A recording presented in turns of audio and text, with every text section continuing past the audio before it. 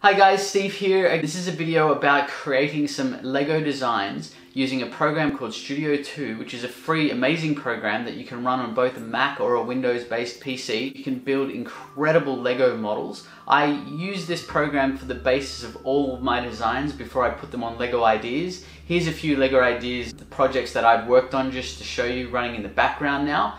And I use this program to build them all digitally, and then I export them as rendered photos just so you can see what they would look like in real life. And you also have the option to export them as 3D models if you really want to, so you can explore them in virtual reality or augmented reality later on.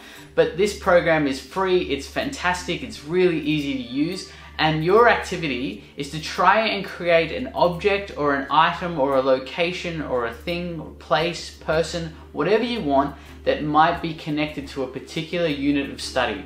So for example, if you were doing a history unit, you could do a scene from World War II. It could be a geography unit where you're talking about France. You might want to build a scene of the Eiffel Tower. It might be a planet from a solar system project. It might be something from a rainforest unit. It could be a science project. You could build a brain. You could build heart, lungs.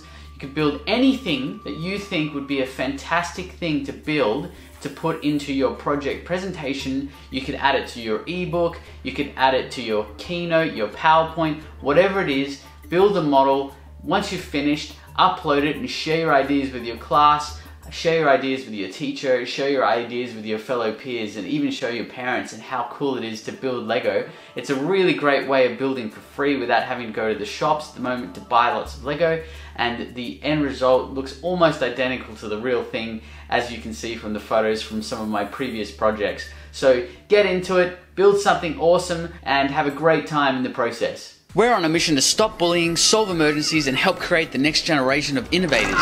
Go to awesomeclub.co, download our free app, and sign up to the Awesome Club to become part of something inspirational. It's so awesome! First thing we're going to do is make sure everyone is on the same page. So if you haven't installed the program, you need to go to whatever internet browser you use. Just click on it and then type in Studio 2.0. And it should appear at the very top of your option list here. If I click on that one, it'll take you straight to the install page. And if you're on a Windows machine, it'll just come up with the option for 32, 64-bit. You can install that just by clicking on that. It'll take about 5 minutes to install, maybe 10 minutes, depending on your internet speed. Install it, and then you're ready to go. So I'm just going to close this, and I'm going to open up Studio 2. Once it's installed, you should see the icon, Studio, and when you click on that, it'll come up with a menu, and you have the option to import other people's projects. You might have older projects, but to start with, it'll come up with this one here, Create New, and we're going to start up with a completely brand new blank project, which looks like this. And you'll get a grid. Now, it looks like, oh, you can only fit a few blocks on there, but as you put more and more blocks on there, that grid will expand. And I'm just rotating this at the moment by holding the right click on my mouse, and I'm just moving the mouse around the screen, and you can see that you can move that around in all different angles. Okay, if you want to zoom in and out, you just use the scroll wheel and you can zoom right into it, or you can scroll out and zoom out. So this is my brand new project. There's absolutely no Lego pieces yet, but it's very easy to add new Lego pieces. And we're going to just go over here to the left hand side here. You can see there's a huge menu, and if I scroll down, you can see that there's a lot of pieces in here, thousands and thousands and thousands of pieces. But beautiful thing about Studio 2 is that they're actually categorized. So if I just wanted to search for animals, for example, I could click on animal, and I can see there's a list of animals just related to this particular category. So if I wanted to grab this parrot over here and put it into the project, all I need to do is click on any Lego piece and just click and drag it into my main project and drop it in. And you can see that I'm just going to right click and rotate my project around, and you can see this Lego parrot from all different angles. If I wanted to rotate this Lego piece around, I can actually also use the arrow keys. So if I press the left arrow, it'll rotate like that. If I press the right arrow, it'll rotate like this. I can press the down arrow, and I can press the up arrow as well, which will flip it around. Very, very easy to add pieces. I might want to put something for that parrot to sit on, like a little Lego plant. I might go over here and type in plant, and then it shows me a whole bunch of different plants Lego plants that I can choose from. So I might grab this one here and drag that in there, and I can rotate that around a little bit, put that wherever I like. Okay, now if you want to change the color of the piece, because it's a little bit boring in white, I can simply click on the piece, and over here on the right hand side you've got your color palette. There's a lot of colors to choose from. So if I click on red, you can see all the colors related to red, which includes browns. But in this particular case, I want a green plant, so click on green. Dark green, light greens, bright greens, all kinds of different greens. Might make this just standard green. That looks a little bit nicer. And then I want the parrot to sit on the plant. I simply click on the parrot and I just drag and it clicks into place. Okay. Now the parrot, I'm going to change the color of that. I might make that standard red. Okay, so I have a red parrot sitting on a green plant. Very, very simple. Now, that just clicked into place when I dragged it. If yours isn't clicking into place, it's because you haven't turned snap on. There's a little option right up the top here that says snap. And if that's not turned on, I'll just turn mine off now so it's white. Watch what happens when I try to drag the parrot. It just doesn't really snap into place properly. Okay, but if I click on snap to grid and then I just click on it, and it snaps into place. I highly recommend turning that on, especially if you're new to the program. It makes things a lot easier. And that's the very, very basics of Studio 2 and getting pieces in there. You will get used to finding all the different pieces over here on the left. There are lots of different categories. But for the moment, just have a go at adding simple Lego pieces into your project by dragging them from the menu straight into your project. And then if you want to, you can also copy and paste pieces. So if I wanted to duplicate this parrot, I can click on it and I can right click and press copy, and then I can press paste, or I can just do Control C for copy, Control V. On a Mac, obviously it's Command C, Command V. So if I do that, I'm actually using a Mac at the moment, Control C and Control V, and I can keep pressing Control V and have as many parrots as I want. Okay, these parrots are on top of each other, so I'll just move them like that. There you go. I can change the colors of the different parrots. Very, very simple. Please have a go at creating some Lego pieces and changing their colors.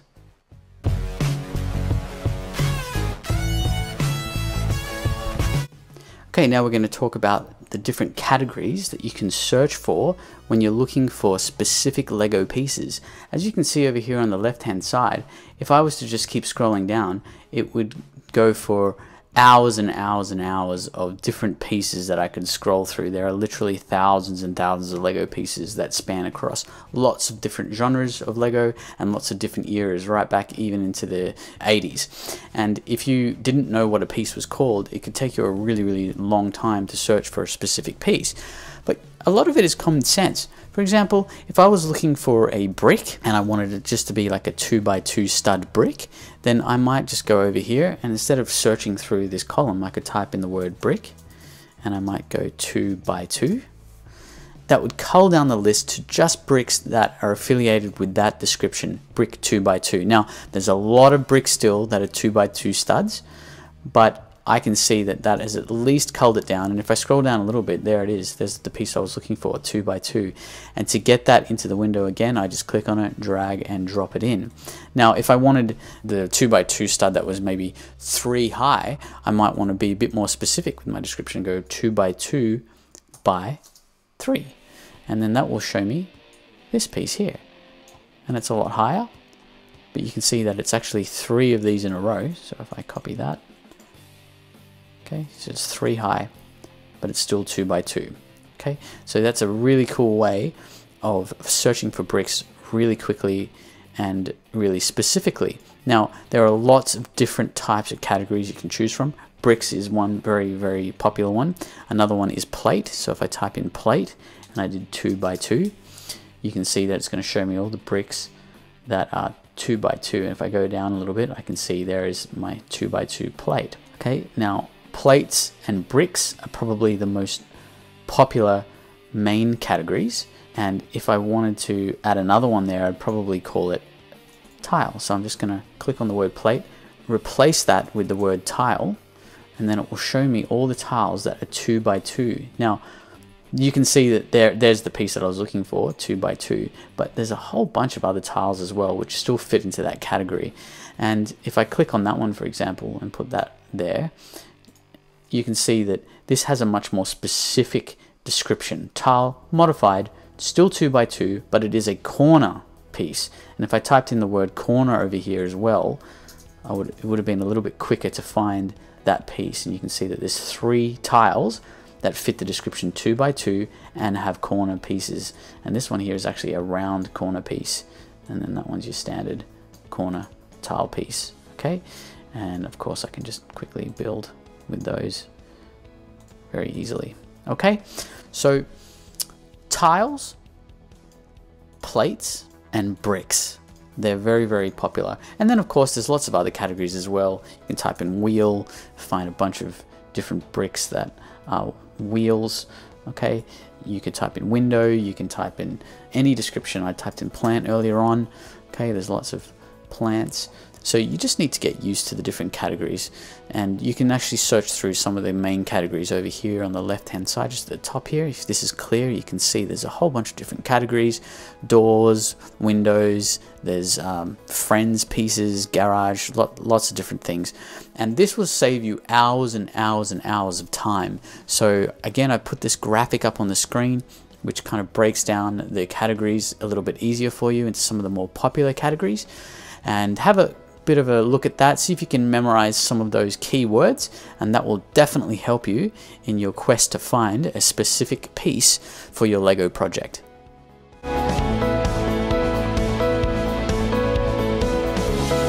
Okay, now we're going to talk about some of the different color options.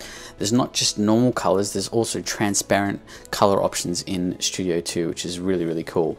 So once you've found a particular piece that you're looking for and you wanted to change the color, I'm just going to go to plant here and I'm going to grab a, let's go, that's a cool piece.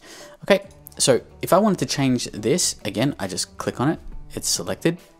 Then I can go over to the color palette over here and I can change that to whatever color I want. Now there's different categories of colors as well. So purple will show me a whole bunch of different ones, including pinks. Red includes all my browns. A lot of people go, where's the brown? It's actually under red. If I go to orange, I can see a lot of different oranges and yellow. So with the plants, I don't usually just go for the traditional greens, okay? That looks really cool, but I like to sometimes make it, like olive green, which is really nice. And I used a lot of these particular colors in my massive Star Wars Lego set, which was 17,500 pieces. So I didn't want to just do all the same color, all green. It's really good to have different variations in your Lego designs to give it a little bit of flavor and make it look interesting. Gives the Lego project a little bit of depth as well. I can also make Lego pieces transparent. So if I click on this and I wanted to make it transparent, I can go over to our color palette and I start typing in the word transparent. I just need to type in the first few letters, so trans. You can see trans black, trans green. I've got all these different options if I wanted to make that trans pink. Okay, that's actually a see-through pink color now, which might be cool if you're trying to make a coral plant, underwater, ocean sort of project. The trans option is really quite a great option for Studio 2. This is really good if you're trying to make a brick into like a window, you want to make it transparent. Don't forget about the trans option. So that's the color palette. It's very easy to use. Make sure that you keep in mind, if you're choosing weird colors like this trans pink one, that color is probably not going to exist in real life, which means that if I wanted to build this project as a physical build at the end, be very careful that you don't choose pieces that don't exist. Otherwise, you're not going to be able to order them through Bricklink. But otherwise, if you're just doing it for fun and you want it to look really good and you're going to render some images and you don't care about doing the physical build, go nuts and have a lot of fun.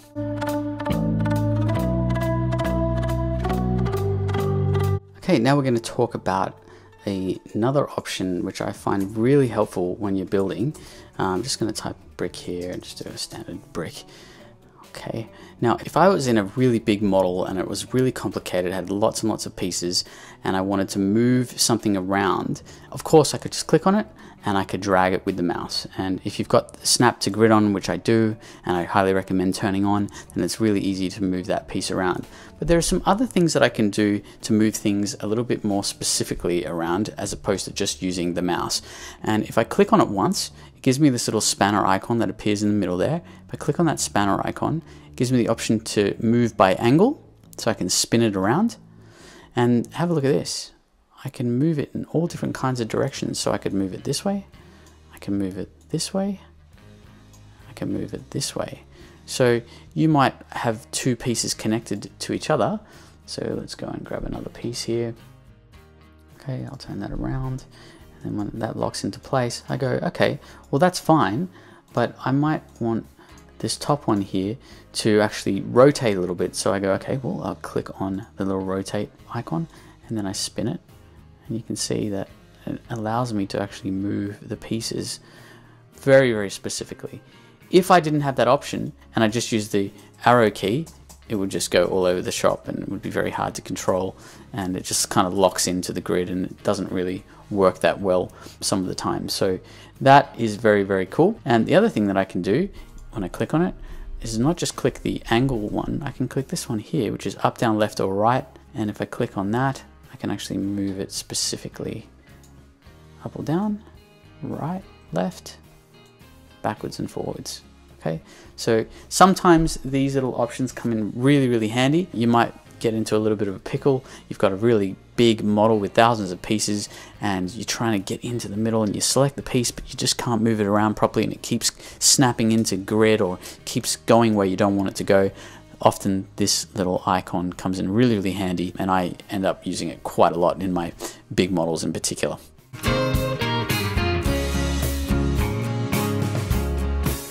All right, now we're going to build something together. We might build maybe a portion of the Roman Colosseum. So to do that, obviously all of our projects could look a little bit different, but I'm going to start by maybe looking for some kind of arch. So if you look at the Roman Colosseum, okay, and we go in here and search for some images, we can see, okay, well, that's pretty cool. That's what the Roman Colosseum looks like. And maybe in here I can see that the Roman Colosseum has some arches. So if I wanted to search for some arches in Lego, maybe I could use that as a keyword. So let's go back to Studio and we'll type in the word arch and see what it comes up with. And as you can see, there's a whole bunch of bricks in here that actually have arches in them. So I go, okay, well that's a pretty cool one. I might click on that one, put that into place. I go, all right, well, we need to make like some columns and we'll make it a little bit taller. So what kind of piece would go underneath this? How many studs are we talking about? Well, maybe just one stud to start with. So I'm going to go brick and I'm going to go 1 by 1.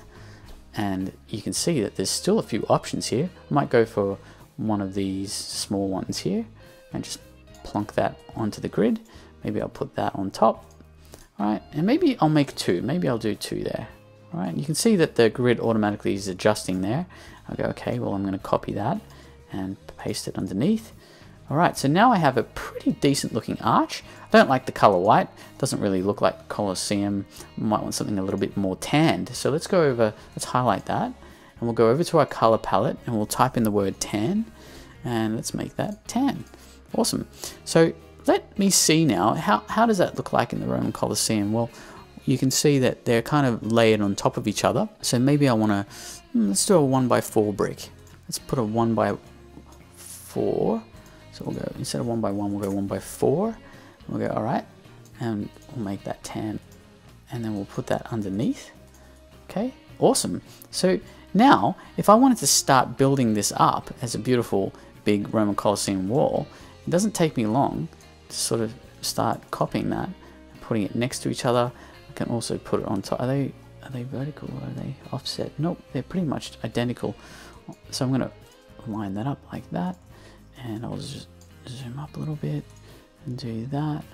And you can see that I'm starting to build my Roman Colosseum pretty easily and pretty quickly. Now, the Roman Colosseum is actually curved, okay?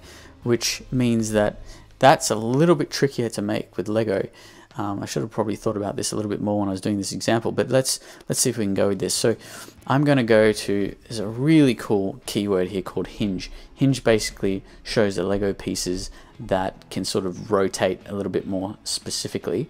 And so you can see that there's some different options here for, oh, there we go, hinge plate, that's what I'm looking for. So let me grab that, and I'm going to connect those two together. I'm going to spin that around. Okay, then how do I move this piece so it's got a little bit of a curve to it? Well, in our previous chapter we talked about angling, and so we can click on the angle tool and we can just sort of rotate that a little bit like that. Okay, you don't want to rotate too much. Let's make this 10. Okay, and I'm going to grab this one here and I'm going to put that on to my hinge. Okay, and then I'm going to grab the other one, and I'm just copying that as well so we can keep using them, and I'm going to grab that. Now you can see that my Roman Colosseum is starting to take a little bit of a shape here with a little bit of curvature, which is really, really cool. So I'm going to plonk that there, and this one here, I'm going to plonk that in there. Okay, I'm going to rotate that a little bit as well. Okay, and then I'm going to grab this and pop that on top. And there we go, our Roman Colosseum is starting to take shape. What would I do here, guys? I'd need to get another hinge plate and put that in between, but you get the idea. Our Roman Colosseum is starting to take shape. I've got a lot of pieces. I've got 152 pieces in total, but it only took us a minute or two to get this thing happening. Why? We just duplicated. Now, if I went, oh, it would have been good to have a little tile there, maybe like a 1x2 tile. So I'll go back here and type 1x2 tile, and I'll just grab that and pop that in there. Maybe make that, let's make that a darker tan, because it will pretend that it had some mold or something on it. All right, now that's fine, but I'm going to have to literally copy and paste that for every single thing. So I highly recommend that when you're building, really think about your model in advance and think about all the different decorations and colors that you would do if you're duplicating pieces. See how long this is taking me now? If I had put that in the start, I wouldn't be wasting my time right now, because I would have had the piece for the original one, and as I duplicated, that tile would appear.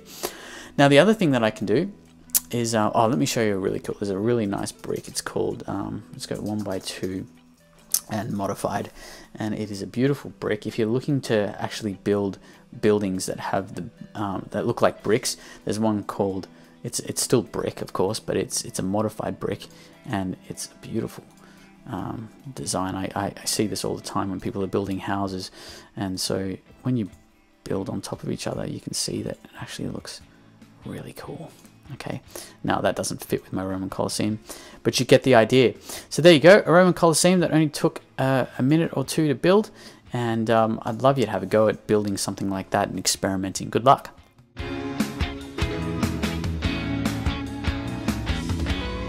Now, once you have mastered Studio 2 and you've built a beautiful Lego project and you're ready to export it, you can actually do lifelike renders. I just want to show you one of my Lego Ideas projects. So this is my Lego Ideas account, and it's got a bunch of Lego projects that I've made. You can see there's my Star Wars one, and I've got a Sesame Street one, Pirates one. That's my NASA spaceship one.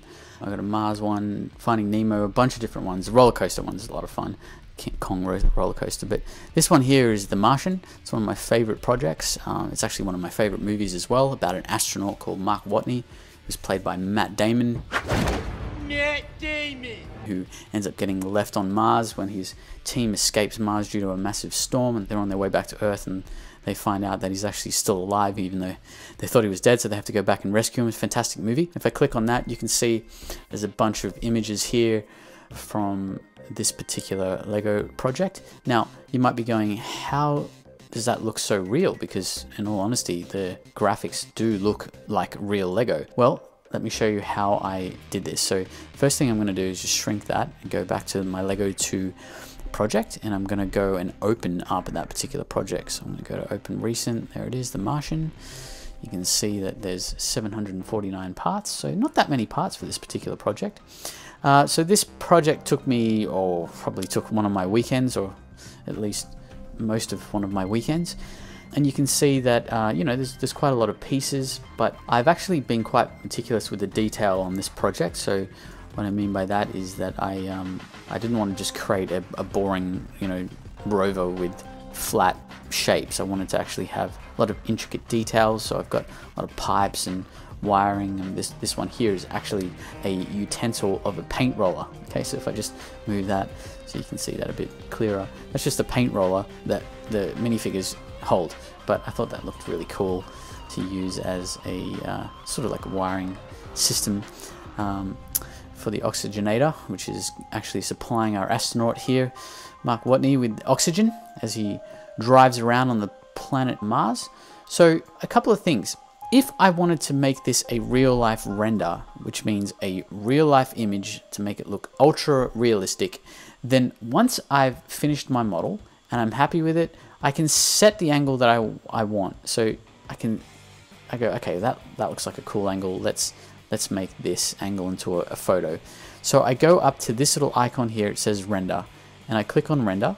Right, straight away you can notice that there's a bit of a background. It's just a blue background. I can change that to any color I want. I can make it black. I could make it sort of like a Mars sort of reddish browny kind of color if I wanted to.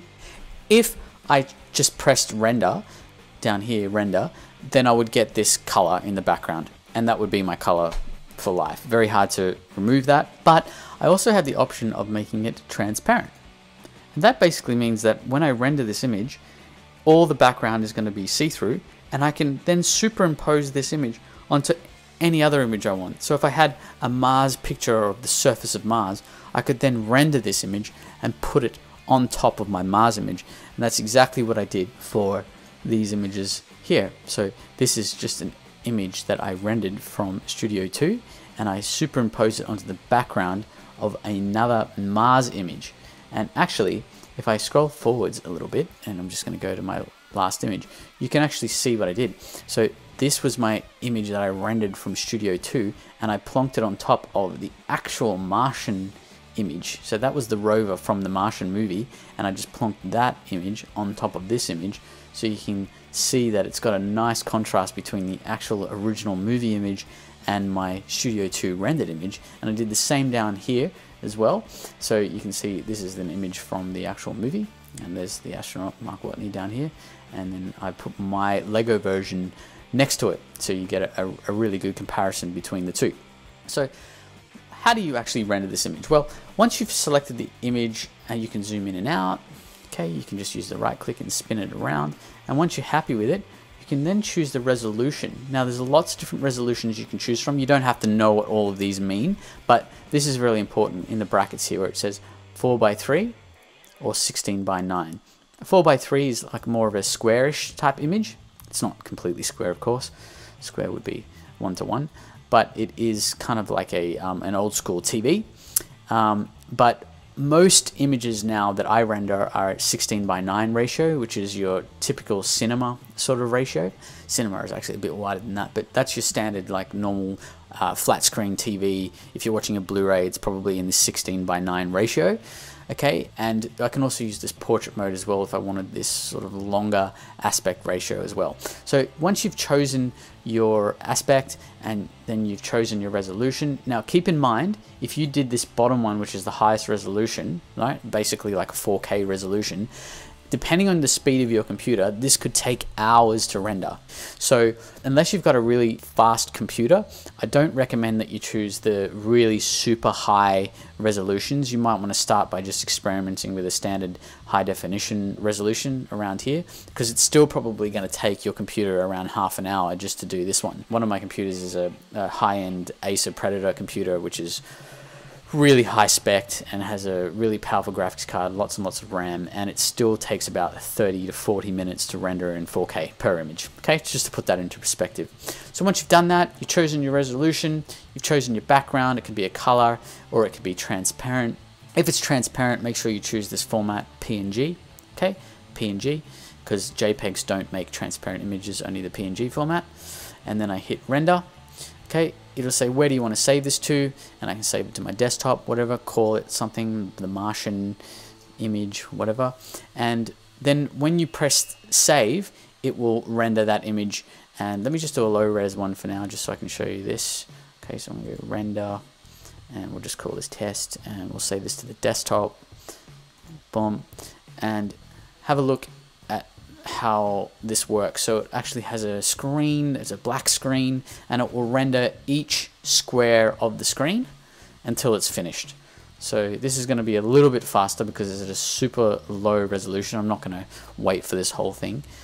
You can see that progress is currently only 1%, and that's in a super low res, and I'm still waiting for this to appear, but you should see some squares start to appear on the screen around here. There we go. It's my first square. Okay, and this is going to go through and render one square at a time, and this is low res. So the higher the res, the smaller these squares are. So if it was 4K, it would be tiny little squares, and it would take, again, a really, really long time to render. Okay, so I'm going to stop this render because otherwise it's going to take forever. But that is how you render. And once you've rendered, you'll have super lifelike images ready to go, and you can submit that for Lego ideas. You can put them into your projects. You can do whatever you want with them. And again, this is what it should end up looking like when you've finished. Beautiful high-res images. That little NASA symbol I stuck on there. I just used pages to stick that in there, but that American flag was actually already a Lego brick, so it's all ready to go. Rock and roll. Good luck with your rendering.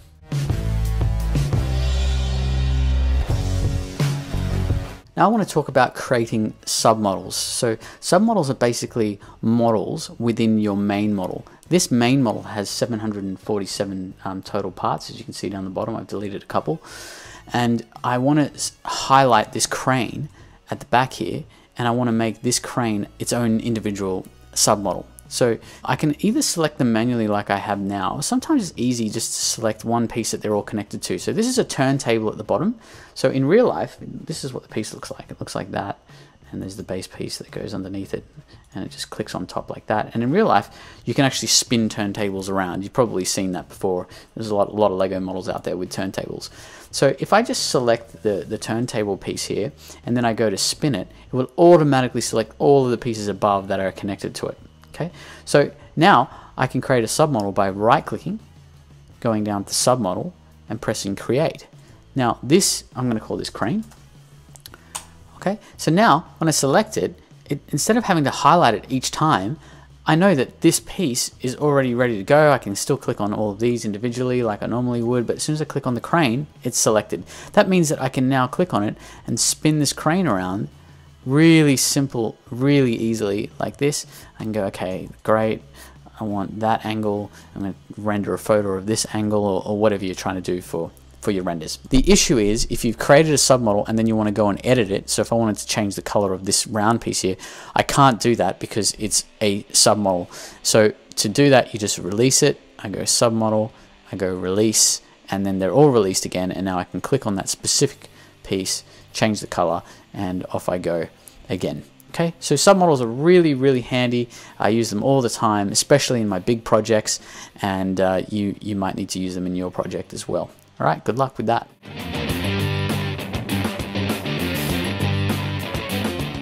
All right, so once you have finished your Lego project and you have gone and rendered all of your images and saved them somewhere, I've put all my Martian images into this folder called Finish the Martian Images.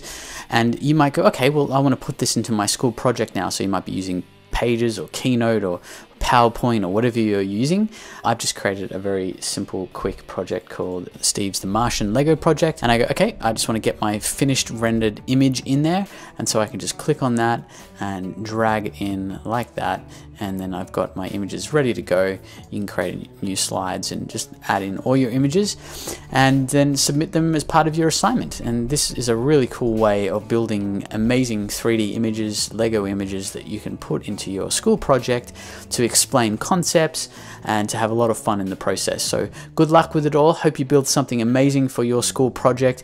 Hope you can come up with something that blows all your parents and guardians and teachers and students away, and have fun in the process, guys. Good luck. Bye-bye.